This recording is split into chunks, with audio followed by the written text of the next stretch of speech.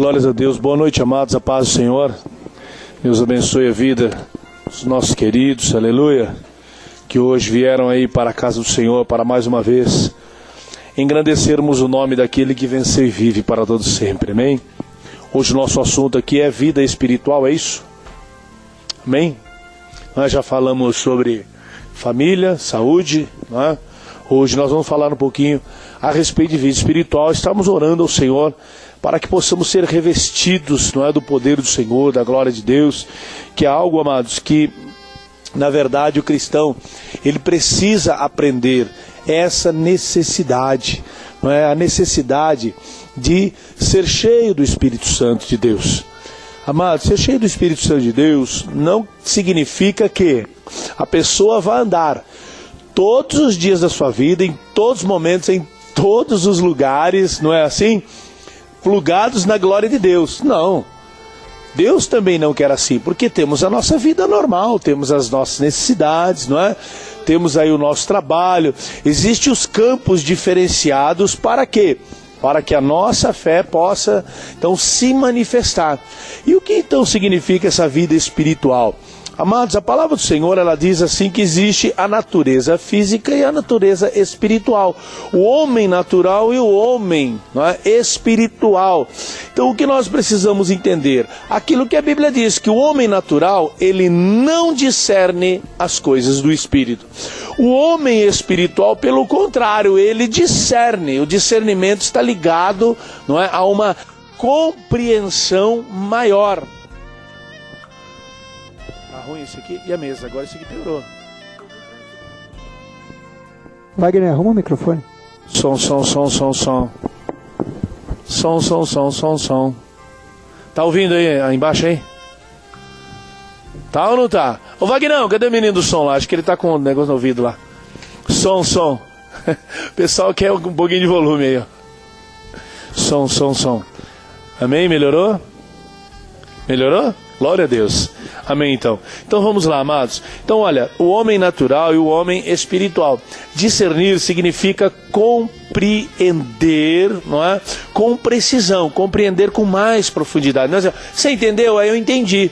Você discerniu, então agora já envolve conhecimento, não é? Então o discernimento não é apenas assim um entendi, ele vai mais profundamente.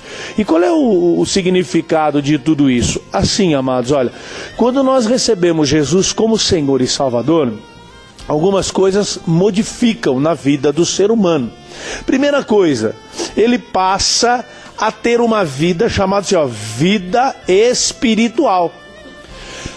A Bíblia fala assim sobre mortes nos delitos e nos pecados, mas a pessoa está viva. Então quando eu olho para a pessoa, essa pessoa está morta espiritualmente, não é? Não morta fisicamente, porque nós entendemos que existe três tipos de morte: a morte física, a morte espiritual e a morte eterna. Mas qual é a diferença? A diferença é assim, ó, a morte física é aquela uma que todo mundo passa, não é? Morre, tira toda aí a vida do corpo, tem que ser enterrado. Isso aí é a morte física, morreu fisicamente. Mas o homem, amado, o ser humano, ele vive eternamente. Em duas condições: eternamente com Deus ou eternamente sem Deus. E isso não temos como mudar. As pessoas nos seus dogmas, na sua forma de entender, não é assim? Na sua forma de estudar, ela muitas vezes cria muitas outras formas de existência, mas a Bíblia não apoia nenhuma dessas outras formas. A Bíblia nos apoia a morte física, a morte espiritual e a morte eterna.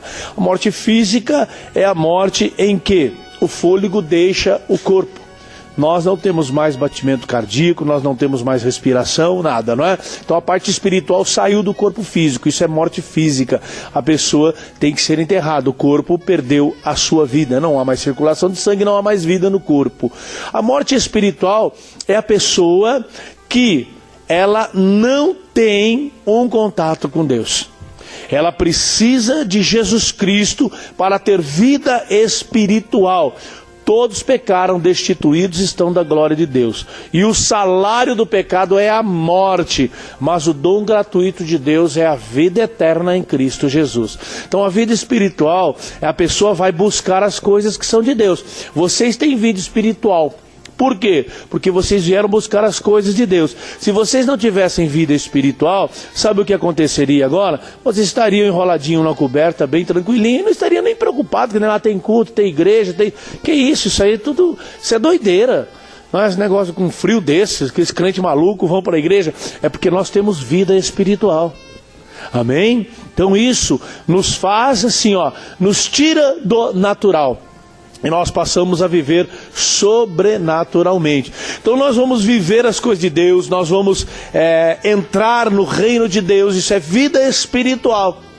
Então nós passamos, na verdade, de uma dimensão para outra, sem sair aqui deste mundo, onde Cristo falou, vocês estão no mundo, mas vocês não são deste mundo.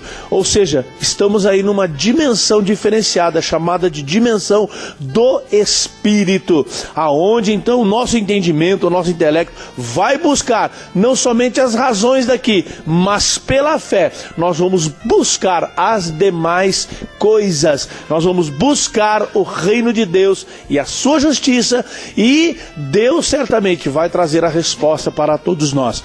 Então, amados, o homem ele está vivo agora espiritualmente.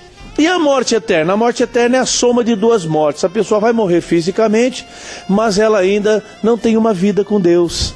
Ela vai entrar no processo da morte eterna. Ela vai viver agora assim, eternamente sem Deus. Então a morte eterna é o dano que a Bíblia fala, o dano da segunda morte, não é? Porém a Bíblia trata da morte espiritual, a primeira e a segunda. Então lá no Apocalipse, sofrerá o dano da segunda morte. Amados, e para que você entenda melhor isso, no Evangelho de João, capítulo 11, Jesus Cristo estava conversando com as irmãs de Lázaro, e ele citou algumas coisas bem interessantes quando ele estava falando a respeito de ser a ressurreição e a vida. Olha só, abre a tua Bíblia no Evangelho de João, capítulo 11. Vamos ler alguns versículos da palavra de Deus para que você entenda. Vamos ler aí a partir do versículo de número 22, Evangelho de João, capítulo 11, versículo 22. Ele está conversando com as irmãs de Lázaro, uma delas. Mas ainda, agora sei que tudo que pedires a Deus, Ele te concederá. Disse-lhe Jesus, teu irmão ressurgirá. E respondeu Marta, eu sei que ressurgirá na ressurreição do último dia. Disse Jesus, eu sou a ressurreição e a vida. Quem crê em mim, ainda que esteja morto, viverá. E todo aquele que vive e crê em mim, nunca morrerás. Crês isto? E ela disse, creio que tu és o Cristo, o Filho de Deus, que havia de vir ao mundo. Então vejam, amados, que Cristo, ele estava falando com Marta a respeito da ressurreição. E ele dizendo para ela, ela disse assim, Senhor, olha, eu sei que tudo que o Senhor pedir ao Pai, Ele vai fazer, porque eu creio que o Senhor é o Filho de Deus. Cristo falou, então, o seu irmão ressurgirá. Mediante a tua fé, se você crê que eu sou o Cristo, teu irmão então vai ressuscitar. E ela disse assim, eu sei que ele vai ressuscitar. Então vejam bem, na ressurreição do último dia. Então vejam que ela não estava acreditando para um momento, mas ela faz uma citação a respeito de uma ressurreição, que a Bíblia fala, a ressurreição dos mortos. Então ela cita essa ressurreição. Cristo, porém, fala de algo no tempo presente para ela. Ele disse assim, olha, eu sou a ressurreição e a vida. Quando ela falou, eu sei que isso vai acontecer nos últimos dias, amados, ela estava certa, é a ressurreição dos últimos dias. Todos aqueles que morreram em Cristo estão sujeitos a essa redenção, não é? E haverá dois tipos de ressurreição. A ressurreição dos mortos para eternamente viverem com Deus, e a ressurreição dos mortos para eternamente viverem sem Deus. Então aí você vai pegar lá no livro de Apocalipse, fala sobre os livros, o livro da vida e os livros, não é? E todo aquele que não foi encontrado o seu nome escrito no livro da vida, veja bem, ó, não era o seu nome nos livros, porque os livros, eles tratam, né, de tudo aquilo que a pessoa fez. A história do ser humano, de cada um que já nasceu, já passou por esta vida, está registrada nesses livros, né? E lá serão julgados por aquilo que está escrito no livro, mas aquele que não foi encontrado no primeiro livro, que é o da vida. Amém? Então esses estão diante do Senhor. Então a Bíblia está falando a respeito de duas ressurreições, portanto haverá então dois tipos de morte. Mas a primeira ressurreição para a vida, a pessoa já venceu a primeira morte. Ela vai vencer agora pela ressurreição o dano da segunda morte, que é aqueles que não aceitaram Jesus. Mas vamos voltar aqui no Evangelho de João para você entender. Quando Cristo falou da ressurreição, e Marta jogou lá para frente, Cristo falou assim, ó, eu sou a ressurreição e a vida. Quem crê em mim, ainda que esteja morto, viverá. Bom, então vamos separar as coisas. Por quê? Porque ele estava ali na casa de Marta e havia uma pessoa querida da família de Marta que havia morrido. E ele falou, ó, aquele que está morto e crê em mim, quem crê em mim, ainda que esteja morto, viverá. Então vejam bem, do que ele estava falando? Bom, então é possível que alguém morreu e passe a crer em Jesus, então esse vai viver novamente. Não, ele está falando de uma fé em vida. Ele está falando, não é, da primeira quebra de sentença, de aliança, a aliança adâmica, a aliança de morte, aliança com a desobediência. Pela desobediência de um homem entrou o pecado no mundo, pela obediência de um homem entrou a salvação no mundo. Então vejam bem, quando você pega lá no livro de Hebreus, diz assim, olha, no princípio do livro está escrito de mim, eis aqui, ó Deus, para fazer a tua vontade. Tira o primeiro, estabelece o segundo. Então o primeiro homem de Deus, não é, foi feito alma, não é? Porém o segundo homem de Deus foi feito em espírito vivificante. Então a diferença é justamente essa. Por isso que Cristo, na Santa Ceia, ele declarou, este é o sangue da nova e eterna aliança, que foi derramado para a remissão dos pecados. Então essa é a aliança de ressurreição de Cristo para com os homens, através da fé e daquilo que o evangelista João no capítulo 3:16 escreveu, não é? Deus enviou seu Filho unigênito para o mundo, para que todo aquele que nele crer não pereça, mas tenha vida eterna. Então vejam bem, estamos falando de vida e vida eterna. Duas vidas nós estamos falando aqui. Cristo veio para que tivéssemos vida e vida em abundância. João disse, para que todo aquele que nele crer não pereça. Está falando de vida, ó. Quem não vai morrer vai viver, né? Mas tenha a vida eterna. Então Jesus Cristo fala assim, ó, então quem está morto e crer, viverá. O que ele está falando? Ele está falando justamente, né, do mundo que está morto nos seus delitos e nos seus pecados. Ele está falando da primeira vida. Quando a pessoa aceita Jesus como Senhor e Salvador, ela passa a adquirir essa vida, não é? Essa obra expiatória de Jesus Cristo. Então por que Jesus morreu e ressuscitou? Ele veio para que nós tivéssemos vida. O diabo veio para matar e ele veio para nos dar vida. Então é a vida espiritual. É a primeira vida que nós recebemos agora. Então estávamos mortos nos nossos delitos e pecados. Nós não conhecíamos a Deus. Deus para nós conhecíamos através dos filmes, não é assim? Conhecíamos assim através daquilo que as pessoas diziam a respeito de Deus. Porém, agora com vida, nós passamos a conhecermos Deus pessoalmente. Por quê? Porque os nossos olhos se abriram. O que foi que Jesus Cristo disse para Nicodemos? Todo aquele que não nascer de novo. Então tem que ter um novo nascimento para que possa entrar no reino de Deus. Amém? Então esse processo é o primeiro processo. A pessoa, ela está viva fisicamente, mas espiritualmente ela está morta. Porque ela não se interessa pelas coisas de Deus. Deus não está em primeiro lugar. Deus não é os primórdios dela. Não. Deus é uma coisa assim, entendeu? Deus é uma coisa para assim, quando eu estiver bem cansado, vou curtir minha vida, vou viver minha vida, tá? Quando eu estiver bem mais para frente lá, aí eu vou pensar um pouco nesse lance de igreja, tá? Mas agora eu quero curtir minha vida. Essa pessoa está morta espiritualmente. Ela está morta espiritualmente. Mas a pessoa que está viva espiritualmente, aqui, ó, Cristo falou, então quando crê, quando a pessoa se converte, não, ela passa a adquirir uma vida espiritual. Então agora ela vai buscar as coisas que são do alto.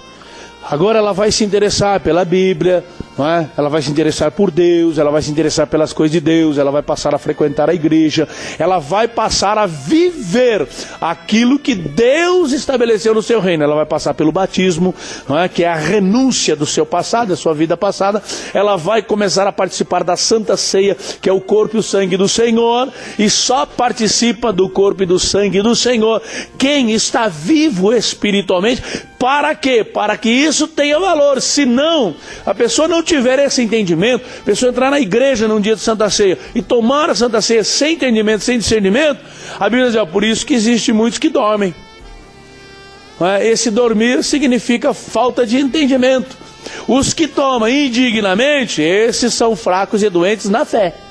É diferente, né, a condição, aquele que está em pecado, está em ruim tal, e sabe das coisas tal, e ainda teima em participar da Santa Ceia. Esse vai enfraquecer, vai ficar doente e enfermo também na fé. Então são consequências. Então vejam bem que a vida espiritual, ela tem um outro conteúdo da vida natural. Agora vejam o que Cristo vai falar, olha. Primeiro então a vida, ó. Eu sou a ressurreição e a vida. Quem está morto e crê em mim, viverá. Todo aquele que vive e crê em mim, nunca morrerá. Quantos crentes que creem em Jesus, que já morreram, que você conheceu? Levante a mão. Quantos já conheceram crentes que morreram? Ué, mas eles criam, Jesus Cristo falou que aquele que estivesse vivo e crescesse nele não morreria.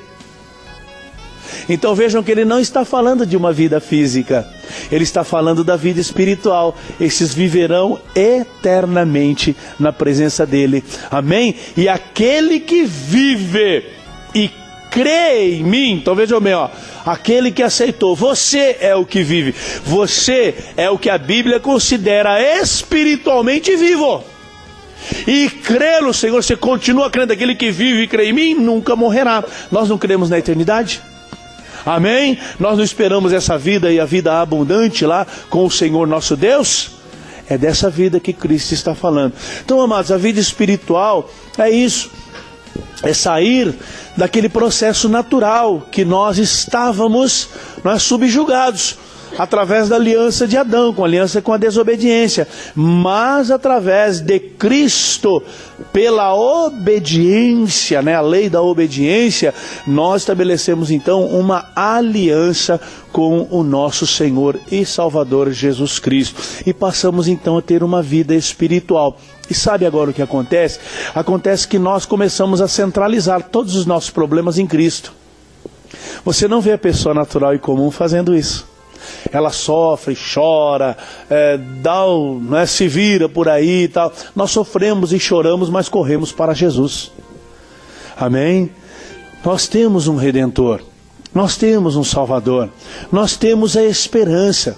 Amados, o apóstolo Paulo, lá segunda carta aos Tessalonicenses, capítulo 3, ali para frente, a partir do versículo 14, ele diz assim, ó, não quero que sejais como os demais que não têm esperança. Não quero que aconteça isso com a igreja de Cristo. Amém? Então, a falta de esperança. Qual é a sua esperança? A nossa esperança é o aparecimento na glória de nosso Senhor e Salvador Jesus Cristo. É a primeira esperança do crente, sabia isso? Nós não esperamos a volta de Jesus? Bom, se isso não acontecer no nosso tempo presente, nós esperamos a ressurreição dos mortos. E vamos encontrar com o Senhor lá na glória. Então vejam bem que o crente, ele tem uma esperança diferenciada. Nós temos essa esperança, temos vida espiritual. E essa vida espiritual, amados, ela nos coloca num patamar, na verdade, diferenciado. Então, quando você vai tratar dessas coisas, as pessoas muitas vezes dizem, esse aí é o sabe tudo. Esse aí é o crentão. Esses caras aí são dono do céu, eles sabem tudo. Na verdade é assim, eu ainda não sei tudo, mas que eu sei bastante coisa, eu sei. E muito mais do que essa pessoa, eu sei. Por quê? Porque eu estou vivo espiritualmente. E a palavra de Deus está escrito, as minhas palavras são espírito e vida. Amém? Por isso que você lê, você compreende, você discerne. A diferença, não é? Lá no livro de Atos, lá andava um eunuco com a Bíblia aberta, lendo o livro de Isaías. O que aconteceu? Ele estava morto espiritualmente. Ele não tinha uma vida espiritual. E ele estava lendo o livro de Isaías lá, olha só. Ele tinha um pergaminho na mão. Estava lendo lá o livro de Isaías. E justamente Deus coloca alguém vivo espiritualmente do lado daquela carruagem e perguntou para ele, você entende o que lê? Ele falou, olha, a história é bonita, mas está ele-se aqui, o escritor falando dele mesmo ou de alguma outra pessoa? Então, subindo ele na carruagem, lhe explicou, abrindo-lhe as escrituras. Então, o que aconteceu com ele? Passou perto de um riacho lá, ele falou assim, eis a água, o que me impede de ser batizado? Ele falou, nada, se você crer, tudo é possível. Amém? Então ele desceu e foi batizado. Então vejam bem que aí ele despertou.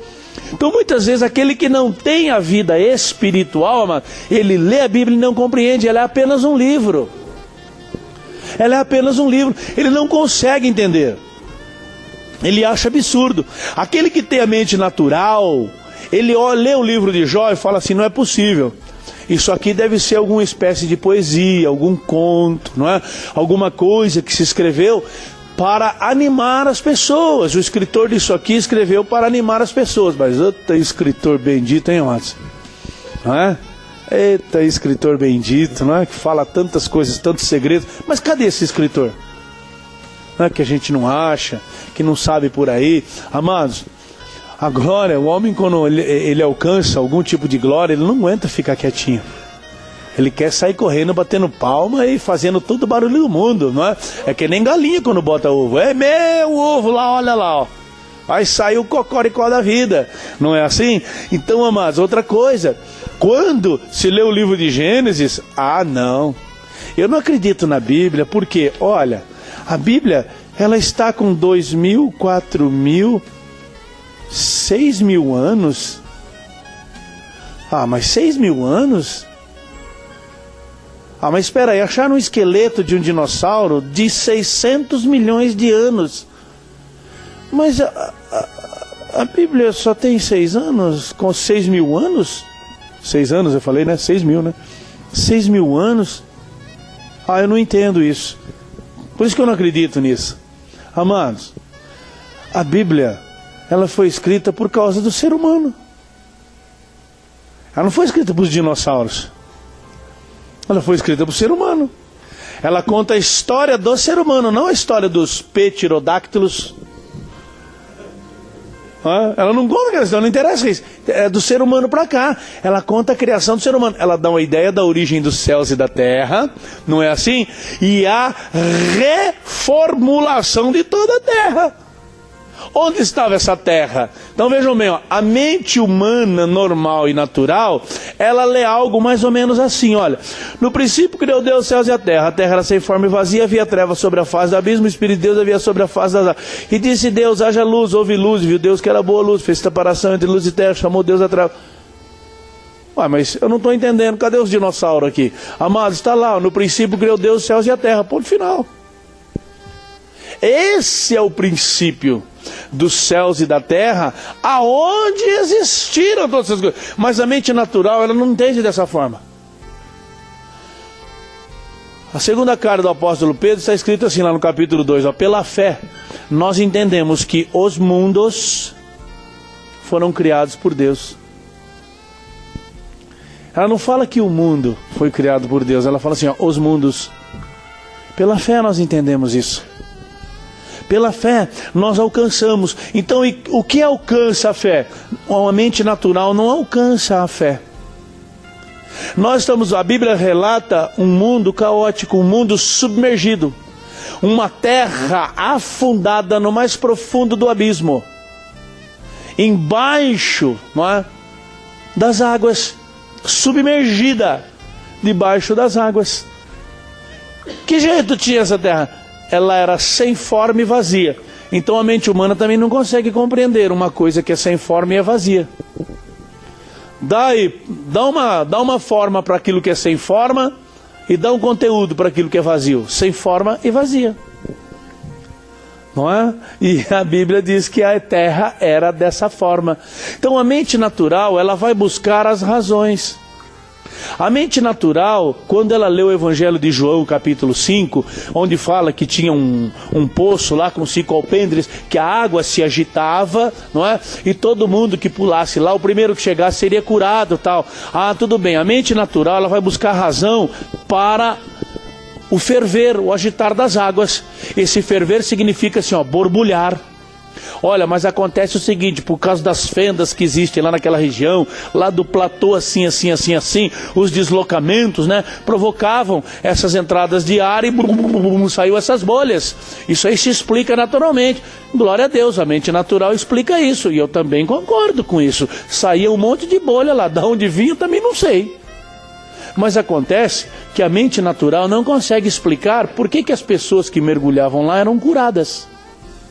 E a mente espiritual, ela consegue entender, não é? Que Deus estava nesse negócio. Se Deus usava a bolha d'água, Ele é Deus, Ele usa o que Ele quiser. Não é assim, amados? Amém? A mente natural olha para uma rocha e fala, ó, isso é impossível. Mas a mente, não é, espiritual, ela olha para uma rocha e diz assim, ó, um dia saiu água de você. Você já esteve diante de uma rocha? Uma rocha, aquela pedra enorme. Amados, quando eu vejo uma rocha, não sou apaixonado por rocha não, sabe? Eu sou apaixonado pela minha mulher, Elizabeth. Mas eu gosto de rocha, amados. Eu gosto de ver aquelas pedras assim, fico olhando para ela assim, e falo, você é grandona. Muito poderosa. Só que tem uma coisa, um dia deram um cata em você e você soltou água. Portanto, eu sei que dentro de você tem água. Amados, a minha mente, ela consegue captar essas coisas, porque está escrito que foi assim. Então, amados, ser espiritual, primeiramente, é ter a vida ativa em Jesus Cristo. E depois disso, ter as duas esperanças, a volta de Cristo e a ressurreição dos mortos. Amém? E logicamente que vai trazer a compreensão de outras coisas, muitas outras coisas. A mente natural, ela vê uma pessoa, por exemplo, assim, num quadro de epilepsia, porque eu cito sempre esse quadro, porque existe na Bíblia, não é, um quadro semelhante à epilepsia, que era de origem demoníaca. Isso não significa que a epilepsia é origem demoníaca. A epilepsia é uma deficiência mesmo, né, no organismo da pessoa.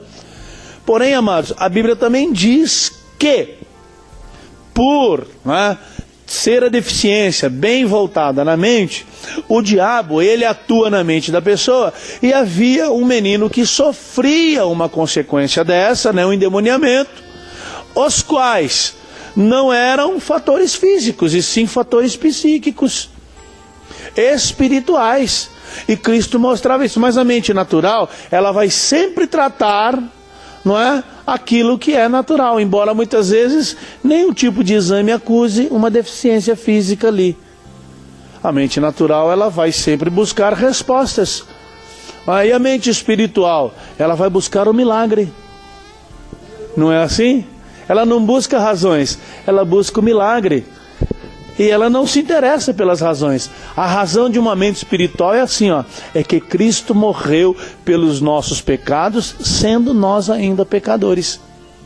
Ela é capaz de compreender isso. A mente espiritual, ela compreende, não é, que ninguém dá vida pelos inimigos. A gente pode morrer por uma pessoa que você conhece, você pode morrer tentando fazer o bem para uma pessoa, né? Como foi o caso de um bombeiro que salvou a mulher e depois ele acabou se escorregando e caiu na corrente.